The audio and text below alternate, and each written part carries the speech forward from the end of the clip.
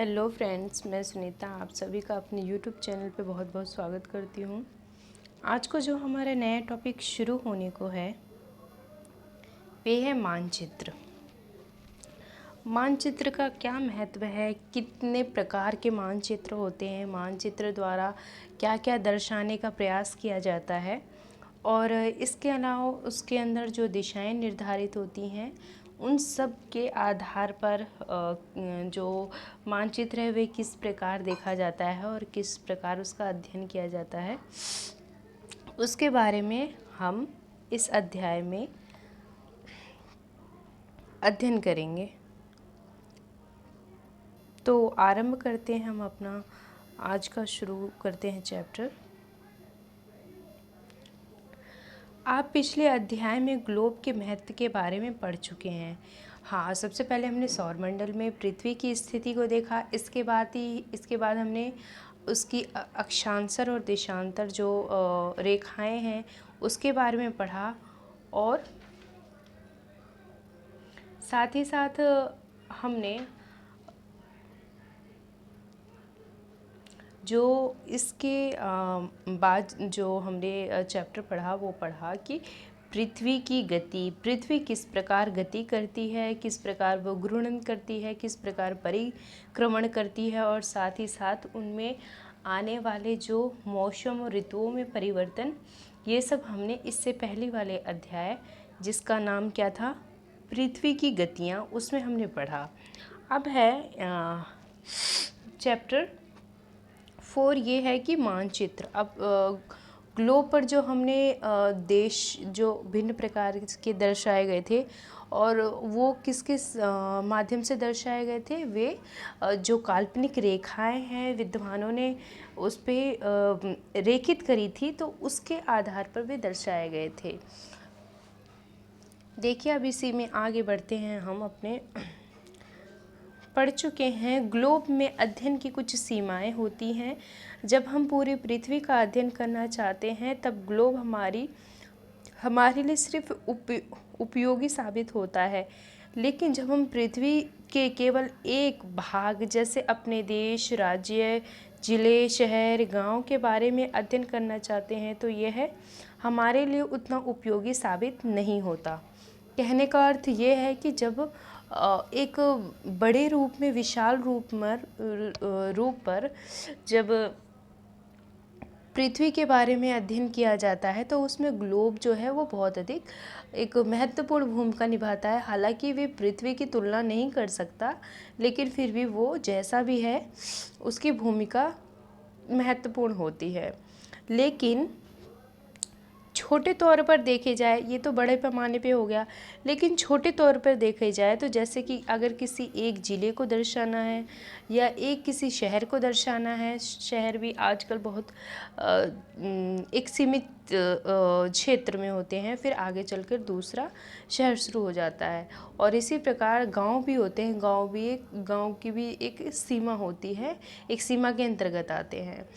इन सब के बारे में और देश और राज्य, इन सबको दर्शाना हो तो ये ग्लोब पे दर्शाए नहीं जा सकते, क्योंकि ग्लोब पर जो बड़े बड़े देश दर्शाए जाते हैं और उसका एक विशाल स्वरूप है। तो ये आगे यही कह रहा है कि जो इन सब के बारे में अध्ययन करना चाहते हैं तो हमारे लिए उतना उपयोगी साबित नहीं होता है।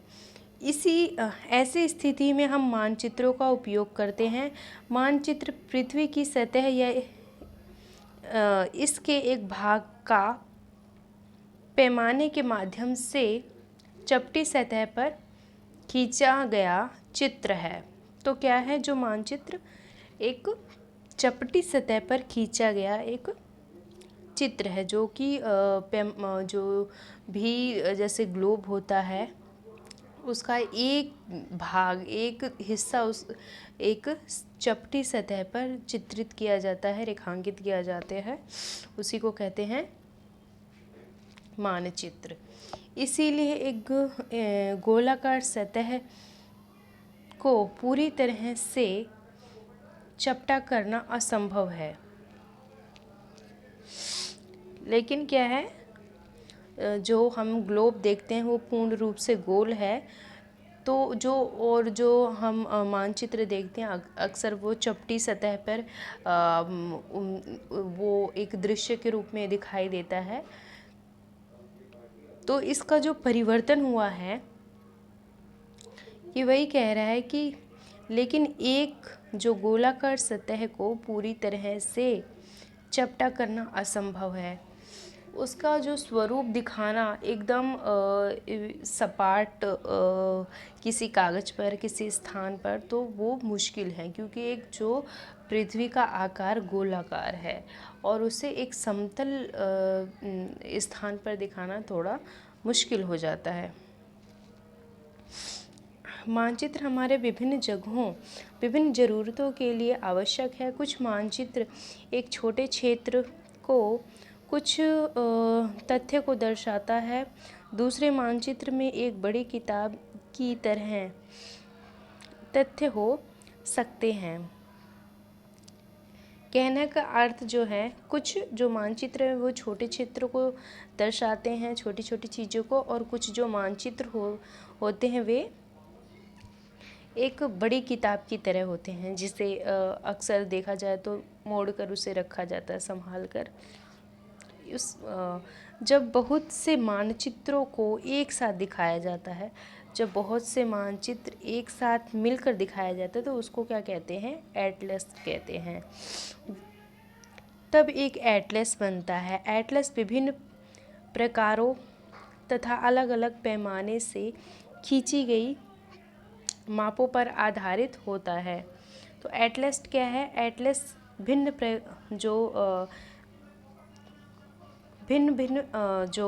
प्रकारों को अलग अलग पैमाने से खींची गई मापों पर आधारित।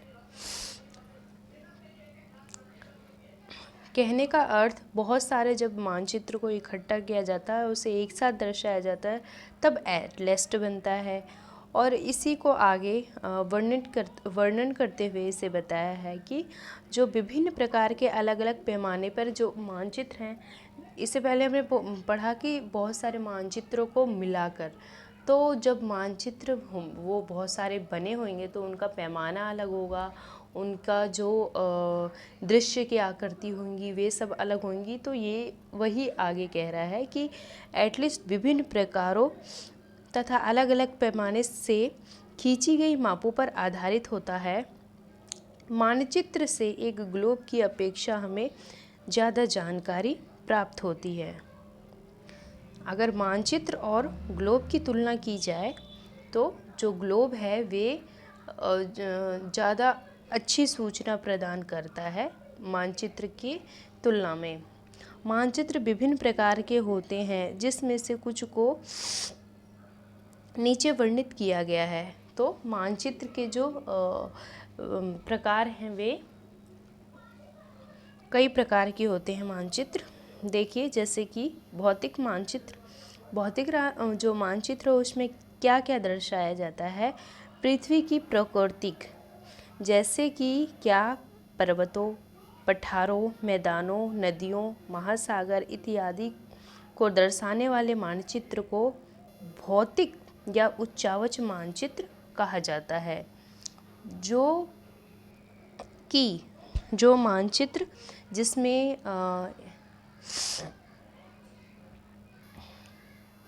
भौतिक चीज़ें दिखाई गई हों प्रकृति की, जैसे पहाड़, पर्वत, नदियाँ,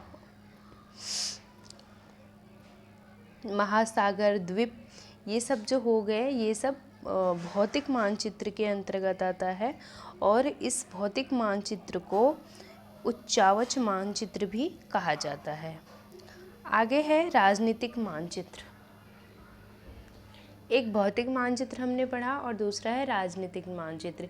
इसमें क्या होता है? इसमें राज्यों, नगरों, शहरों, गांवों और विश्व के विभिन्न देशों, राज्यों तथा उसकी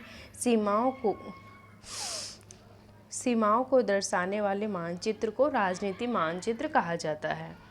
तो किसे राजनीतिक मानचित्र कहते हैं? जो राज्य होते हैं वे नगर, शहर, गांव, विश्व, इन सभी स्थानों को दर्शाने वाला मानचित्र राजनीतिक मानचित्र कहलाता है।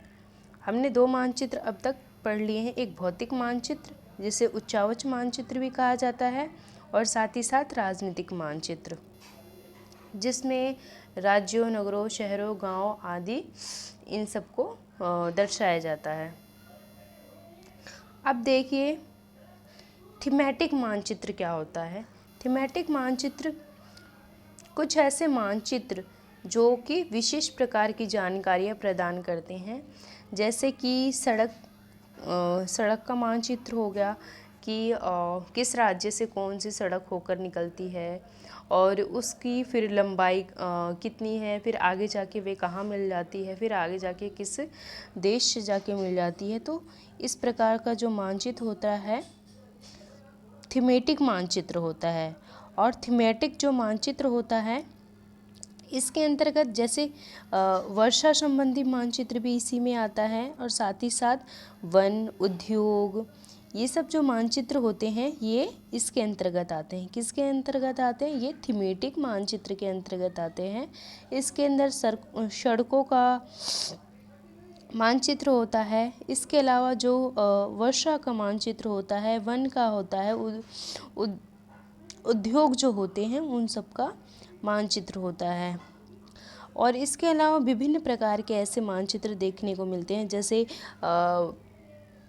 वृक्ष का मान लो कि कौन से जो राज्य हैं वहाँ पे कौन से अधिकांश वृक्ष पाए जाते हैं, कौन से अधिकांश जैसे कुछ जानवर पाए जाते हैं। इसके अलावा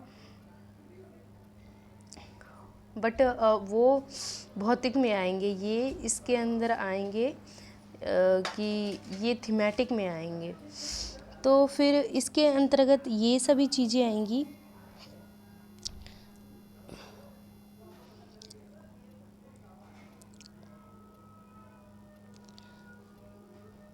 थीमेटिक मानचित्र हमने देखा। अब साथ ही साथ आदि के वर्णन दर्शाने वाले मानचित्र इत्यादि हैं। इस प्रकार के जो मानचित्र को थीमेटिक मानचित्र कहा जाता है।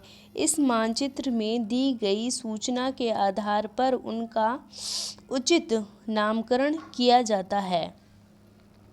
उचित नामकरण वो जिस पर भी जो मानचित्र आधारित हो रहा है या फिर निर्मित हो रहा है या फिर बनाया जा रहा है, तो उसका जो नाम होता है वह उसके उसी से प्रभावित होता है, कहने का मतलब। इस मानचित्र में दी गई सूचना के आधार पर उसका उचित नामकरण किया जाता है। मानचित्र के अंदर 3 घटक बहुत ही अधिक महत्वपूर्ण होते हैं। सर्वप्रथम होता है दूरी, फिर दिशा, फिर इसके साथ ही प्रतीक।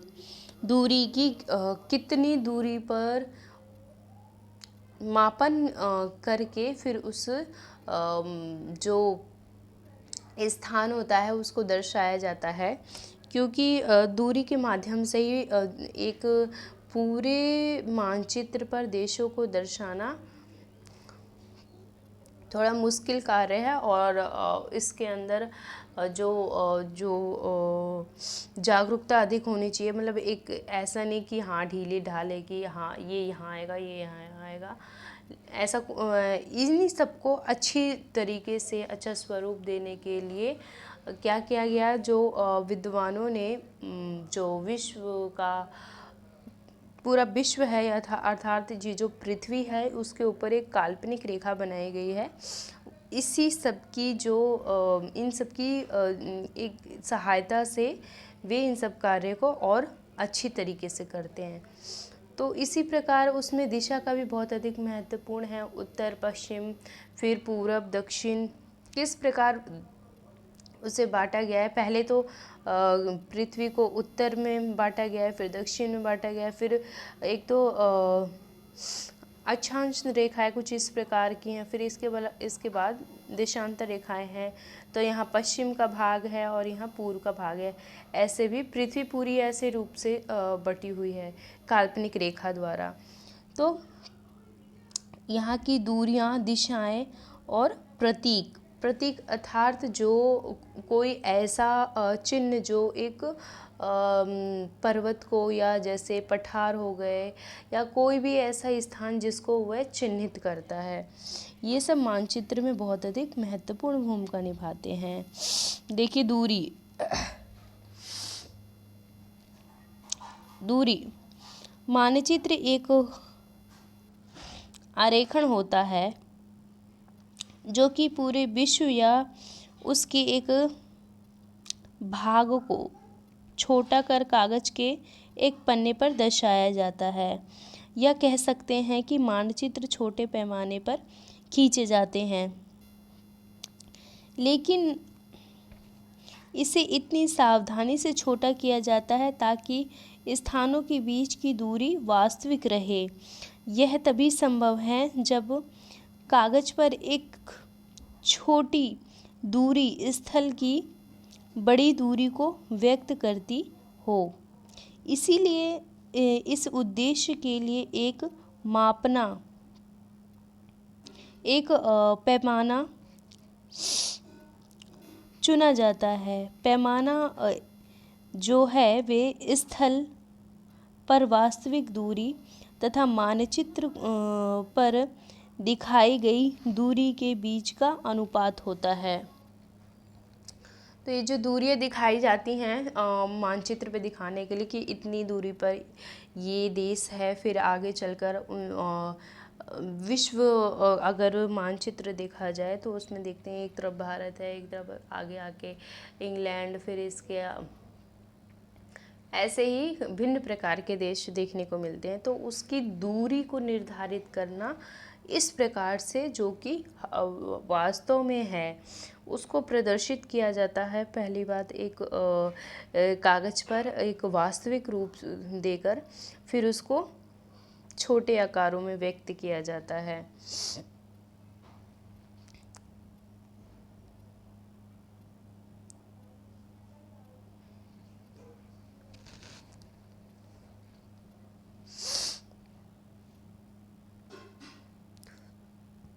वास्तविक दूरी तथा मानचित्र पर दिखाई गई दूरी के बीच का अनुपात होता है। उदाहरण के लिए आपके विद्यालय एवं आपके बीच की दूरी 10 किलोमीटर है, जिसे आप मानचित्र पर 2 सेमी की दूरी से व्यक्त किया गया है। इसका अभिप्राय है कि मानचित्र का 1 सेंटीमीटर स्थल के 5 सेंटीमीटर को दर्शाए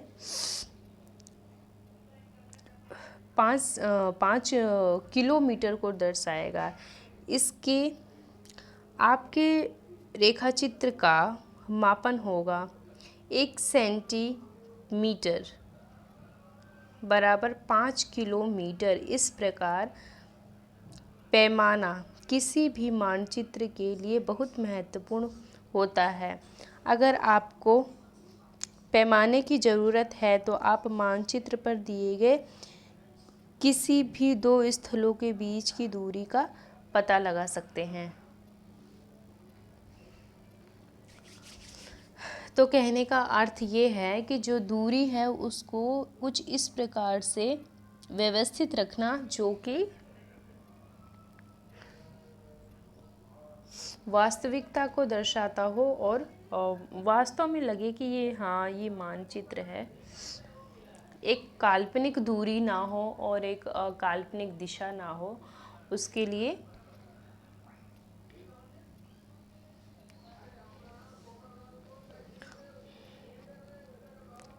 एक वास्तविकता का होना आवश्यक है। तो ये सब सावधानियां मानचित्र में बरती जाती है। इस प्रकार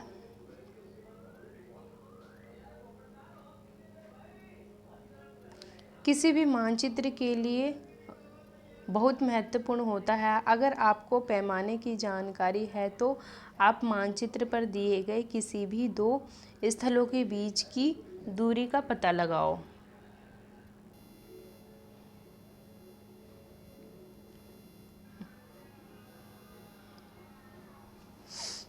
जब आप बड़े क्षेत्र वाले भागों जैसे द्वीपों और देशों को कागज़ पर दिखाना होता है, तब हम लोग छोटे पैमाने का उपयोग करते हैं। उदाहरण के लिए मानचित्र 5 सेंटीमीटर स्थल के 500 किलोमीटर को दर्शाता है। तो इसे एकदम बहुत छोटा स्वरूप दे दिया जाता है। 500 किलोमीटर को 5 सेंटीमीटर में दर्शा दिया। इसको छोटे पैमाने वाला मानचित्र कहा जाता है, जो इस प्रकार इतनी लंबी दूरी को इतने छोटे से शब्दों में या इतनी छोटी सी दूरी में मापकर उसे पूरा किया जाता है या उसके आधार पर मानचित्र तैयार किया जाता है, उसे क्या कहते हैं? छोटे पैमाने वाला मानचित्र। इस प्रकार का मानचित्र छोटे पैमाने वाला मानचित्र कहलाता है। जब एक छोटे क्षेत्रफल वाले भाग जैसे आपके गांव या शहर को कागज़ पर दिखाना होता है, तब हम बड़े पैमाने का उपयोग करते हैं। जब किसी एक विशेष स्थान को दिखाना होता है, तब अधिकांश बड़े पैमाने अर्थात बड़े मानचित्र का प्रयोग किया जाता है, जिसमें एक एक चीज़ें अच्छे से सुगमतापूर्वक देखी जा सके।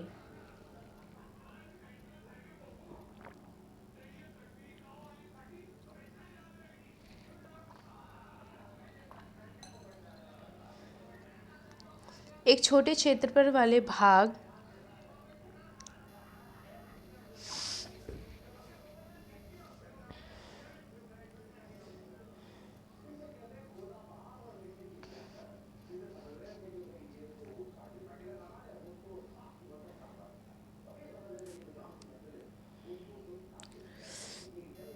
जब एक छोटे क्षेत्रफल वाले भाग जैसे आपके गांव या शहर को कागज़ पर दिखाना है, तब हम बड़े पैमाने का उपयोग करते हैं। जब हम छोटी चीज़ों को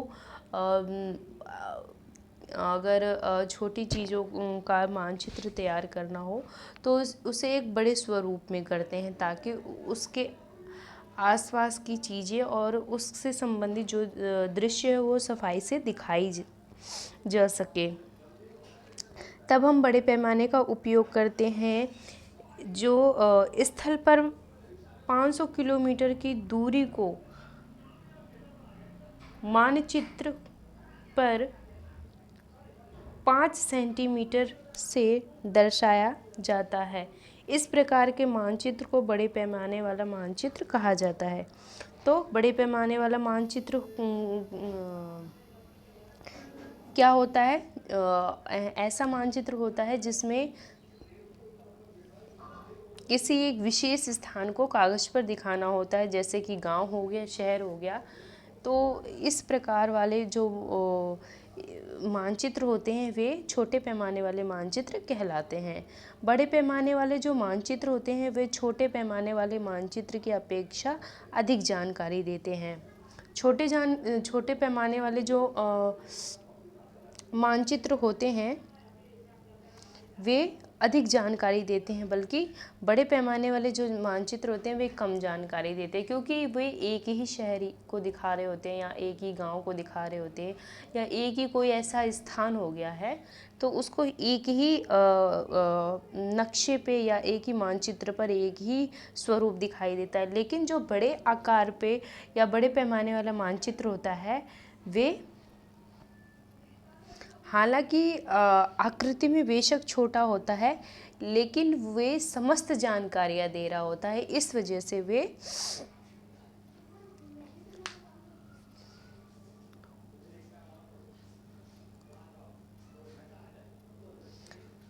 इससे अधिक महत्वपूर्ण होता है। देखिए, बड़े पैमाने वाले मानचित्र छोटे पैमाने वाले मानचित्र की अपेक्षा अधिक जानकारी देते हैं। बड़े पैमाने वाले कम जानकारी देते हैं, लेकिन छोटे पैमाने वाले अधिक जानकारी देते हैं। उदाहरण के रूप में ये एक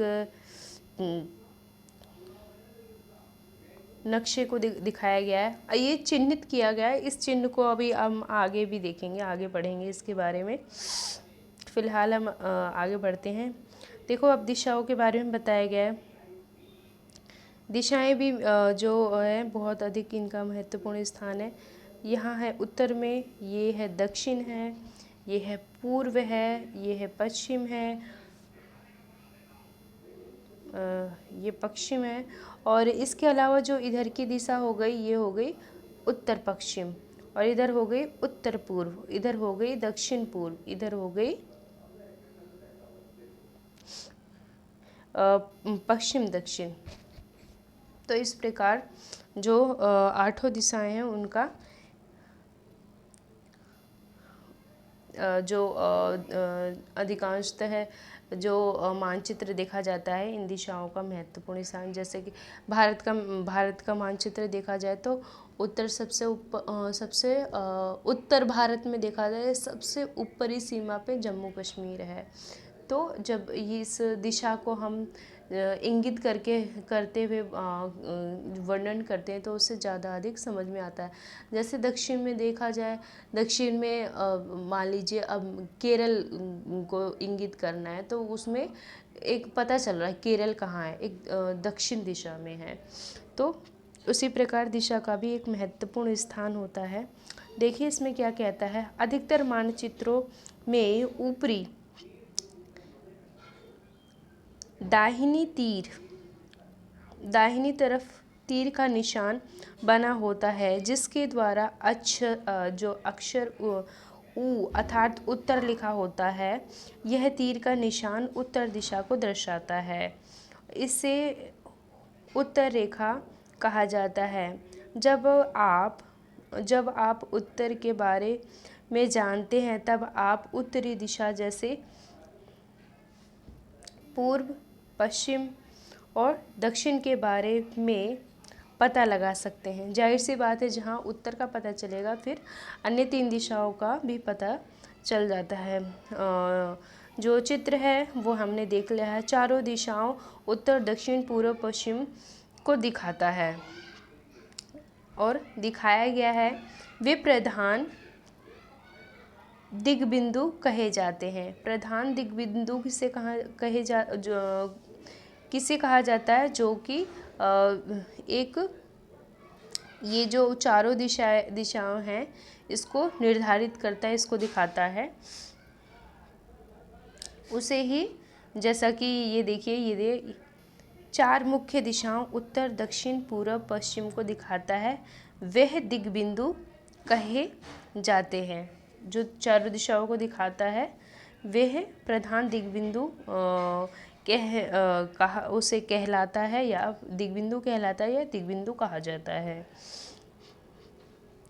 बीच की 4 दिशाएं जैसे कि हमने देखा अभी उत्तर पूर्व, दक्षिण पूर्व और दक्षिण पश्चिम और उत्तर पश्चिम, इनके बीच वाली दिशाओं की मदद से किसी भी स्थान की सही स्थिति का पता लगाया जा सकता है। बिल्कुल अभी हमने इसी को देखा था।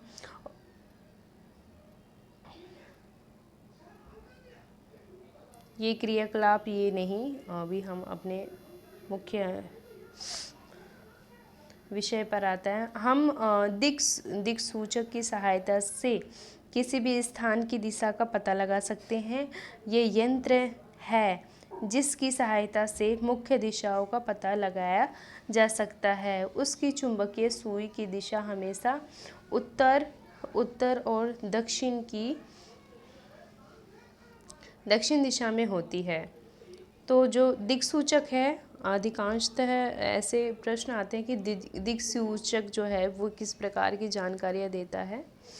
जो दिक्सूचक है वे दिशाओं की जानकारी देता है। इसकी सहायता से दिशा का पता लगाया जा सकता है और ये मुख्य दिशाओं का पता लगाने में इसका एक स्थान है। इसकी चुंबकीय सुई, इसके अंदर एक चुंबक होता है जिसे चुंबकीय सुई कहते हैं। ये उत्तर, दक्षिण, पूर्व, पश्चिम ये सब पता लगाने में सहायता करता है। देखिए प्रतीक, जो अभी हम ऊपर देख रहे थे, प्रतीक पेड़ देखे, सड़कें देखी, तो ये वही हैं जो प्रतीक जो मानचित्र में अधिकांशतः हैं इनका प्रयोग किया जाता है। अगर मान लीजिए कोई ऐसी वस्तु दर्शानी है, जैसे मान लीजिए वृक्ष है, एक स्थान पर दर्शाना है, तो उसे एक मतलब उसे शब्दों में लिखने के स्थान पर वे एक चिन्ह दे देते हैं उसको, जैसे कि उसकी आकृति ऐसी, तो उसको उसको वो शब्द पूरा ना लिख के वो आकृति वहाँ पर डाल दी जाती है। तो उससे क्या होता है, उससे एक तो जो मानचित्र है वे साफ सुथरे और बहुत अच्छे निर्मित होते हैं, और जिससे कि समझने में आसानी भी होती है। तो उसी प्रकार का कुछ यहाँ पर चिन्ह दिए हुए हैं। यह किसी भी मानचित्र का तीसरा प्रमुख घटक है। किसी भी मानचित्र पर वास्तविक आकार एवं प्रकार में विभिन्न आकृतियों जैसे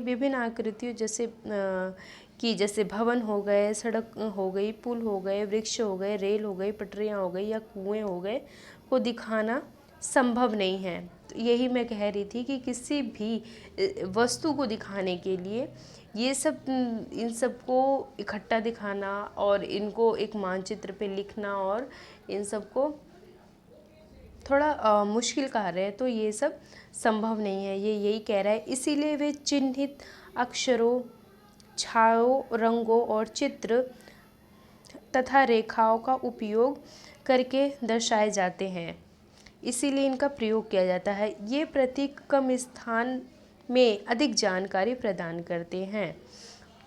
इन प्रतीकों के इस्तेमाल के द्वारा मानचित्र को आसानी से खींचा जा सकता है तथा इसका अध्ययन करना आसान होता है।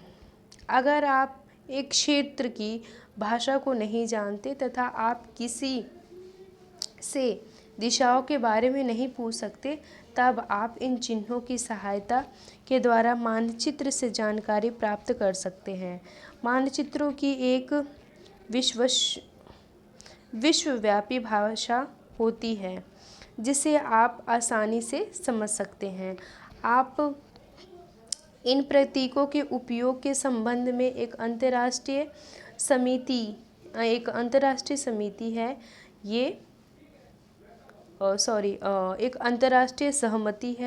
ये रूढ़ प्रतीक कहे जाते हैं।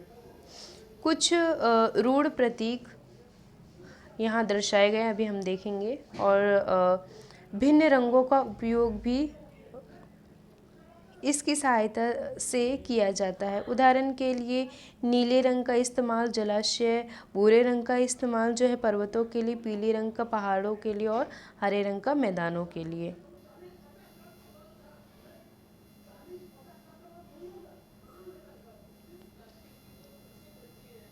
तो ये क्या है, जो ये देखिए रेलवे लाइन को इस प्रकार दिखाया गया है। रेलवे लाइन जो है वे है, ये देखिए ये है बड़ी रेलवे लाइन जो है वे इस प्रकार मानचित्र पे दर्शाई जाती है। इसके अलावा मीटर लाइन जो है वे इस प्रकार दर्शाई जाती है, और रेलवे स्टेशन इस प्रकार मानचित्र में देखने को मिलता है।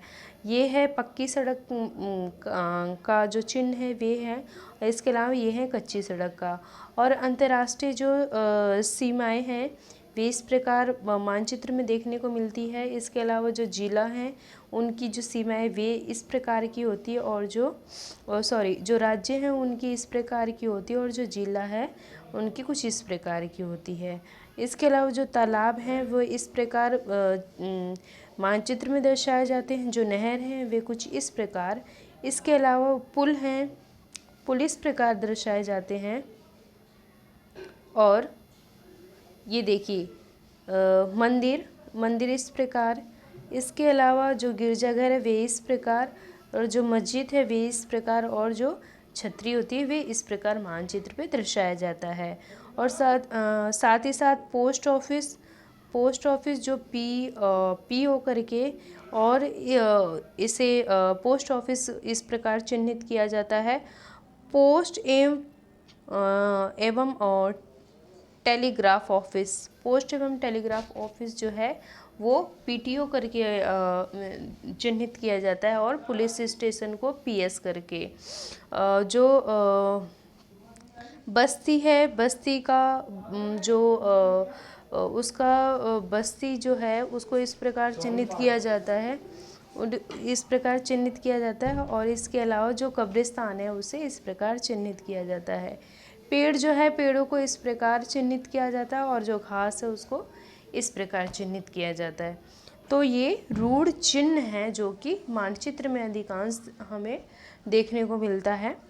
इसकी जानकारी से जो मानचित्र और अधिक सुलभ हो जाता है। ये देखिए, ये रेलवे लाइन दिखाई गई हैं, ये कच्ची सड़कें दिखाई गई हैं, पक्की सड़कें दिखाई गई हैं, ये नदी है, इसके अलावा ये वृक्ष है, ये भी एक जल कुंड है, एक जलाशय है, पेड़ हैं, वृक्ष हैं, और इधर गिरजाघर है, मस्जिद है, छतरी है, मंदिर है, और इधर दिशाएं,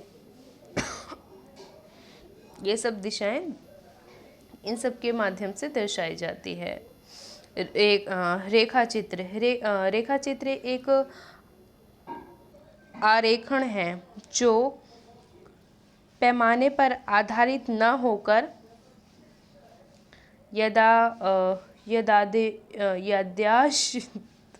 यादृच्छिक और स्थानीय प्रेक्षण पर आधारित होता है। कभी कभी किसी क्षेत्र के एक कच्चे आरेखण की आवश्यकता वहाँ के एक स्थान को दूसरे स्थान की अपेक्षा दिखाने के लिए होता है। मान लीजिए कि आप अपने मित्र के घर जाना चाहते हैं, लेकिन आपको रास्ते की जानकारी नहीं। आप अपने मित्र के घर के रास्ते को बताने के लिए एक कच्चा आरेखण बना सकते हैं। एक खाका या फिर एक आरेखण, खाका एक दूसरी चीज़ है। इस प्रकार जो कच्चे आरेखण के बिना पैमाने की सहायता से खींचा जाता है। ये क्या होता है? ये एक पैमाने की सहायता से खींचा जाता है और इसे ही रेखाचित्र मानचित्र कहते हैं। तो रेखाचित्र मानचित्र एक छोटे तौर पर बनाया जाता है, और एक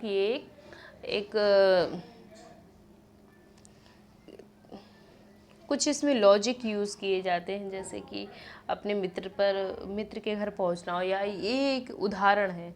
इसके अलावा कुछ और भी हो सकता है। तो उसको किसी को अगर समझाना है तो उसे अपने शब्दों में कुछ इस प्रकार उसे रेखित करके उसको एक पैमाने का रूप देकर रेखाचित्र मानचित्र बनाया जाता है। उस प्रकार के मानचित्र को रेखाचित्र मानचित्र कहते हैं। अब ये है खाका। देखिए खाका है क्या? एक छोटे क्षेत्र का बड़े पैमाने पर खींचा गया रेखाचित्र खाका कहलाता है। एक बड़े पैमाने वाले मानचित्र से हमें बहुत सी जानकारियाँ प्राप्त होती है, लेकिन कुछ ऐसी चीज़ें होती हैं जिन्हें हम कभी कभी जानना चाहते हैं, जैसे किसी कमरे की लंबाई चौड़ाई, जिसे मानचित्र में नहीं दिखाया जाता। उस समय हम लोग बड़े पैमाने वाले एक रेखाचित्र खींच सकते हैं, जिसे खाका कहते हैं। खाका जो किसी विशेष स्थान को दर्शाता है, उसकी जो